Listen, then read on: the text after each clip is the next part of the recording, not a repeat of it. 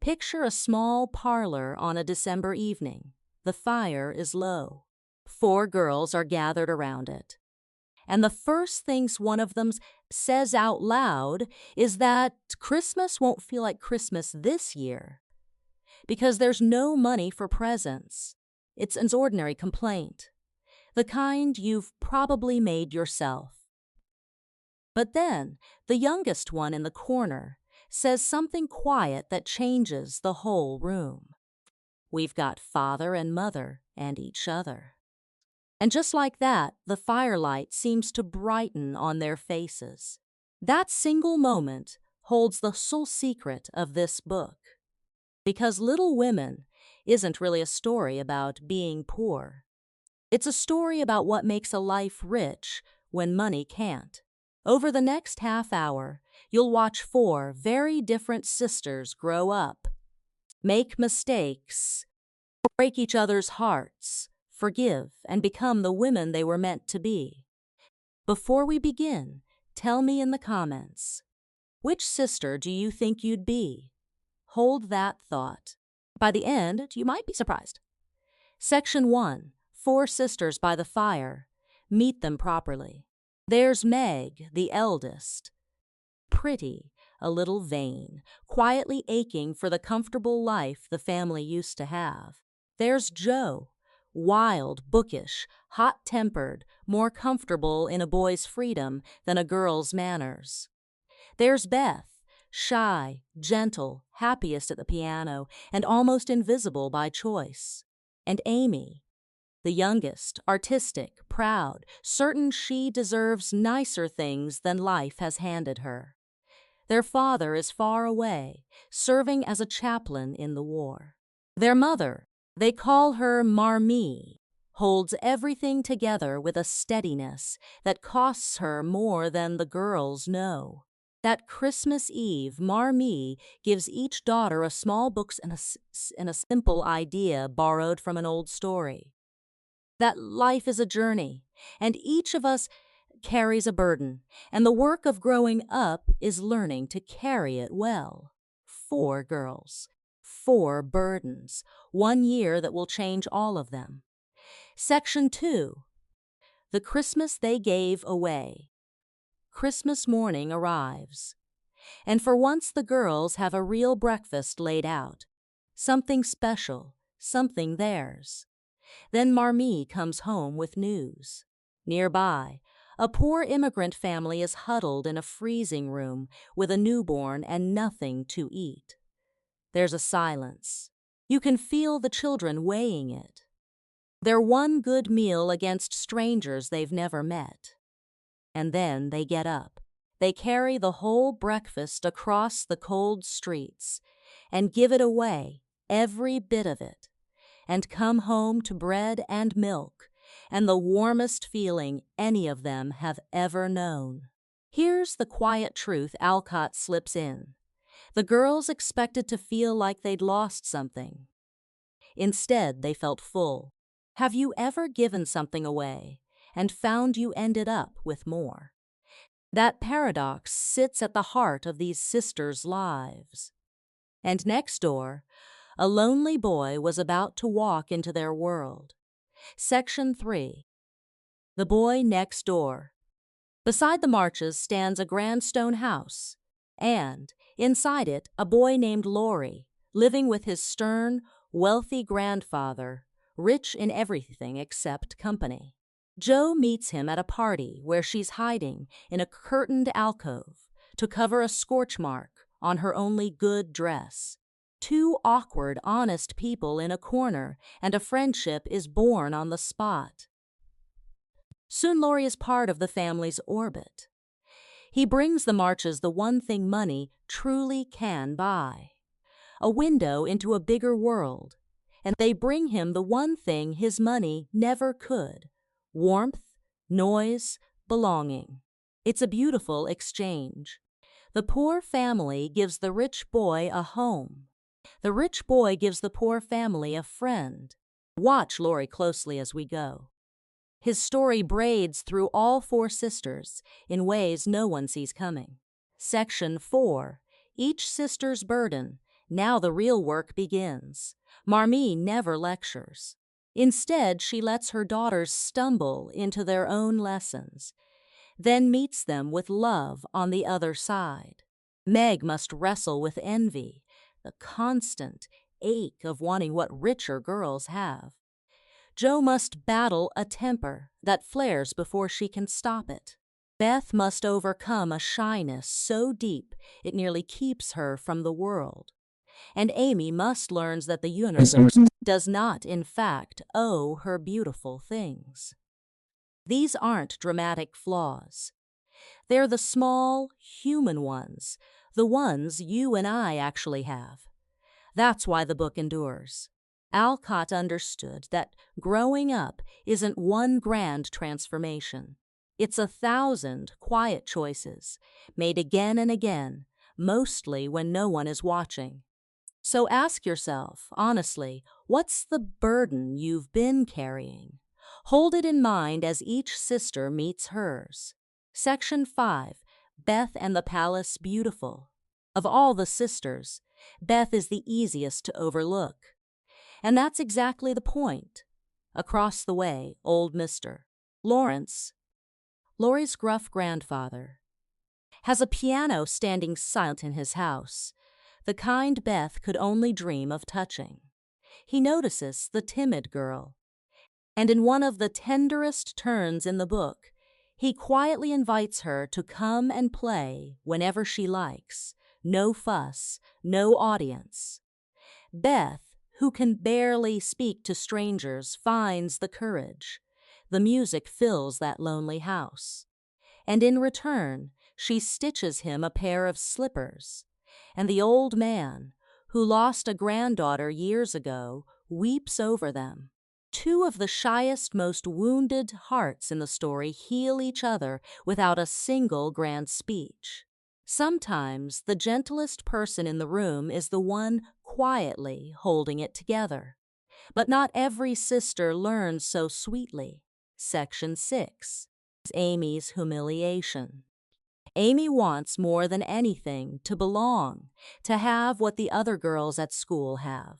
So when pickled limes become the fashionable thing to trade among the students, Amy gets some. It's a tiny thing, a child's vanity. But the teacher catches her, punishes her in front of everyone, and shames her until she runs home in tears. It stings, and it should. But notice what Marmee does. She doesn't pretend the punishment was fair. She simply helps Amy see that the deeper wound was Amy's own pride, her hunger to impress. We've all been there, chasing approval, only to be humiliated by the very thing we thought would win us love. The lesson lands softly, but the next one arrives like a storm. Section 7. Jo meets her anger. This is the chapter that breaks readers' hearts. Jo and Amy are quarreling. In a flash of spite, Amy does the cruelest thing she can think of. She burns the only copy of the little book of stories Jo has been pouring her whole soul into. Months of work gone in the fire. Jo's fury is volcanic. She can barely look at her sister. Then, days later, the girls go skating. Jo, still cold with anger, doesn't warn Amy that the ice is thin. Amy falls through into the freezing water. And for one terrible moment, Jo's rage nearly costs her sister's life. They pull Amy out. She's safe. But Jo is shattered, not by what happened, but by what almost did. That night, Marmee tells Jo a secret. She, too, has fought a temper like that her whole life. Anger isn't conquered once. It's tamed daily.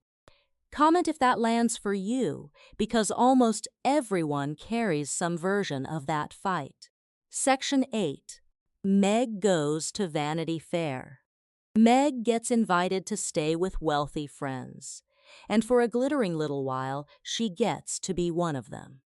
They dress her up, silk, jewels, powder, a tightened waist, until she barely recognizes herself. For one night, she's the belle of the ball, admired, dazzling, and she feels hollow because she overhears the way people talk about the poor March girl, about matchmaking and money, and she sees the glittering world for what it is. The dress was beautiful. The feeling underneath it was not. Meg goes home and tells Marmee everything. And what she learns is the quiet rebellion at the centerness of this whole book. That a woman's worth was never in the silk. Which raises a question worth pausing on. How much of who we are do we hand over to be admired? Section 9. Pickwick Club and the Summer of Play.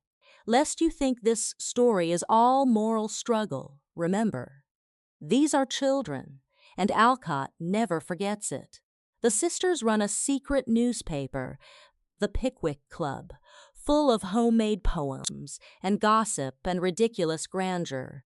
They let Laurie join, and he installs a tiny post office in the hedge between the houses for swapping letters and treasures.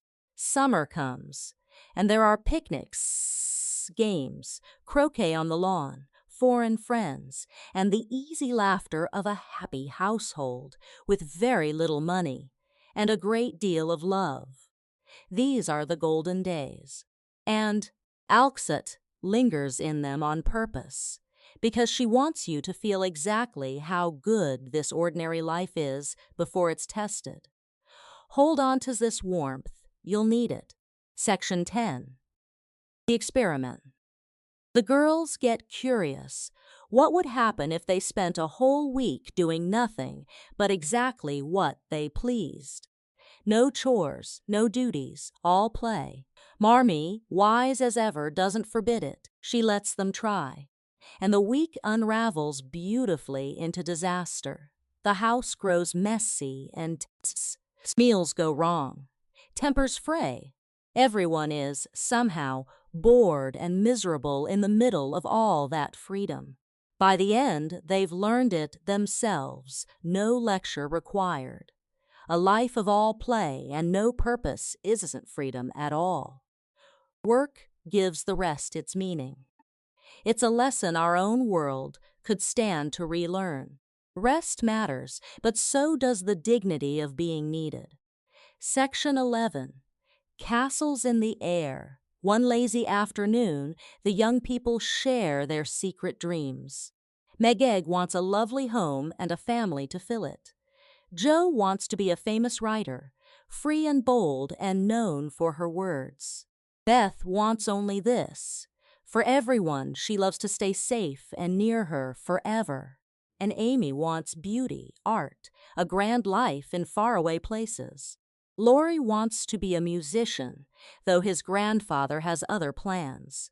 It's a tender scene, young people naming what they hope to become. And Alcott, who knew life better than her characters yet did, lets it sit without judgment, because every one of those castles is about to meet the real world, and which dreams survive, and which transforms into something deeper, is the quiet drama of everything still to come. Section 12, Secrets. Jo has a secret. She's been sneaking into the city, and one day she comes home flushed and trembling. Her story has been published in a newspaper. Her first real step toward the dream. But there's a second secret in the house, and it's quieter. Laurie's tutor, a good and modest young man named John Brooke, has fallen in love with Meg. He's even kept one of her gloves tucked away. When Jo discovers this, she's horrified. To her, it means the family is about to be broken open, that someone is going to come and take her sister away. Love is supposed to be joyful. So why does Jo feel like she's losing something? That ache of watching the people you love begin to change is something almost everyone feels eventually. Have you felt it? Section 13, the telegram. And then, on an ordinary afternoon, the message comes. A telegram. Their father is gravely ill in a Washington hospital. Marmee must leave at once, and there is, of course, barely any money to send her. In an instant, the warm little world tilts. The childhood games, the gentle lessons, the castles in the air, all of it suddenly feels small against this once cold fact. The person they love most might not come home. The house goes silent and busy at once. Everyone has a task, everyone is afraid, and the sisters, who spent the whole book learning small lessons, are about to be asked to become brave. This is the moment everything they've been building turns real. Section 14. Jo sells her hair. Money. They need money to send Marmee, and there isn't enough, so Jo disappears. And when she comes back, the whole family gasps. Her long, beautiful hair, her one beauty, the thing she was secretly vain about, is gone. She sold it for $25 for her family. She laughs it off in front of everyone, casual and brave. But that night, her sister hears her crying quietly into her pillow. Not out of regret, but because giving something up always costs more than we let on. This is the real measure of love in this book, not grand declarations. A girl, alone in the dark, having quietly given away a piece of herself for the people she loves. If you've ever sacrificed something for family without making a show of it, this season is for you. Section 15. Holding the home together. With Marmee gone to nurse father, the sisters are left to run the household and to keep the promises they made to be cheerful, useful, and strong. For a while, they're magnificent. They divide the work. They write hopeful letters. They lean on Hannah, the faithful servant, and on Laurie next door. But here is where the cracks show. In the worry over their father, in the exhaustion of holding everything up, one duty starts to slip. There's a poor, sick family the Marches have always looked after. The same family from that first Christmas morning. Visiting them has fallen to Beth, the gentlest one, the one who never complains. And no one quite notices how often and how alone Beth has been going. That small neglect is about to become the darkest chapter of all. Section 16, Little Faithful. Beth keeps going to that sick family because someone's has to, and the others are too busy or too tired to remember. She holds the dying baby. She does the work no one else wants. She says nothing, and she comes home one day pale and shivering, with a fever she caught in that poor cold room. Scarlet fever. In a time before the medicine that would save her today. The sister who only ever wanted everyone she loved to stay safe and near, the one who asked for nothing, is the one who falls. Because she was faithful when faithfulness was hard, and quiet when she should have spoken up. The house, which had been afraid for the father far away, now turns its terror inward. The danger is no longer in Washington. It's in the next room. Section 17. Dark days. Beth grows worse, much worse. To protect her, little Amy is sent away to stay with their wealthy, prickly Aunt March. Meg and Jo keep vigil day and night. They don't tell Marmee. She has enough grief at father's bedside until they no longer have a choice. And then comes the night. The fever climbs. The doctor's face is grave. Beth doesn't know them anymore. Jo, who fought monsters in her imagination her whole life, sits in the dark holding her sister's burning hand, facing the one enemy she cannot fight with courage or cleverness or temper. The whole family has spent a year learning to carry their burdens. This is the heaviest one. And for one long, terrible night, no one knows if Beth will see the morning. If you've ever sat up with someone you love and just begged the night to end, you know this was. Stay with me. Section 18. The Turning. In her exile at Aunt March's, frightened she may never see her sister again. Little Amy does something that breaks your heart. She sits down and writes her will. A child, carefully giving away her small treasures, just in case. It's grief and growing up, compressed into one small solemn act. The selfish little girl from the start of the book is gone. And back home, at the very edge of the longest night, the fever breaks. Beth wakes. She knows them. She's going to live. And then, on the heels of that sissy, comes a telegram of a different kind. Father is recovering, and Marmee is coming home. After all the darkness, the light comes flooding back. And it comes, the way it so often does in real life, all at once.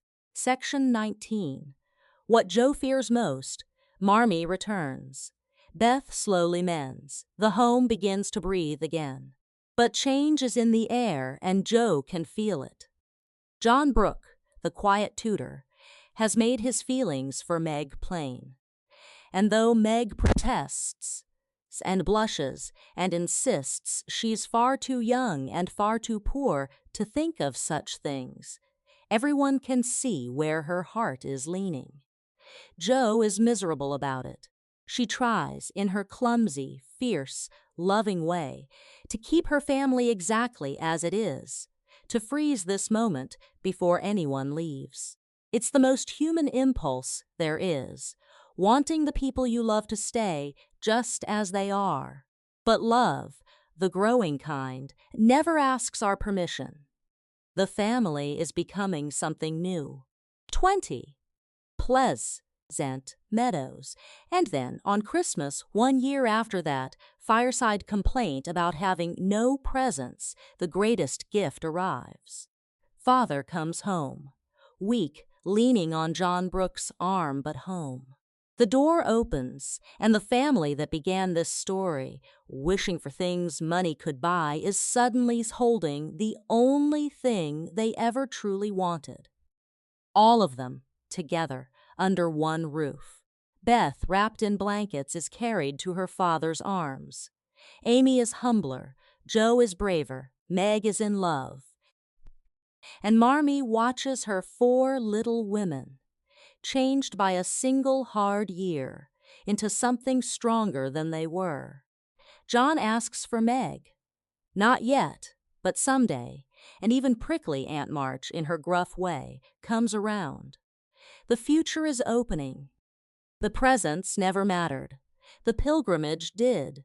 So we end where we began, by a fire, with a family that has almost nothing, and somehow has everything. Across one ordinary, extraordinary year, 4 sisters carried their burdens. Meg learned that her worth was never in a beautiful dress. Joe learned that taming her anger was the work of a lifetime, not a moment. Amy grew from a vain child into a girl who could face death with grace. And Beth, gentle, faithful Beth, reminded everyone that the quietest love in the room is often the strongest. That's the gift Louisa May Alcott left us. Not a lesson about being good, a picture of what it actually looks like, messy, daily, imperfect, to grow into someone better, surrounded by people who love you enough to let you stumble and still be there on the other side. So here's my last question for you, and I'd love your answer. Which sister did you turn out to be? And which one do you wish you were more like? If even one moment in this story moved you, leave your favorite below and tell me which book I should bring to life next. Follow along so you don't miss it. And when life gets heavy, come back to this little house by the fire. It'll be here, Christmas, after all, was never about the presents. It was about who was sitting beside you.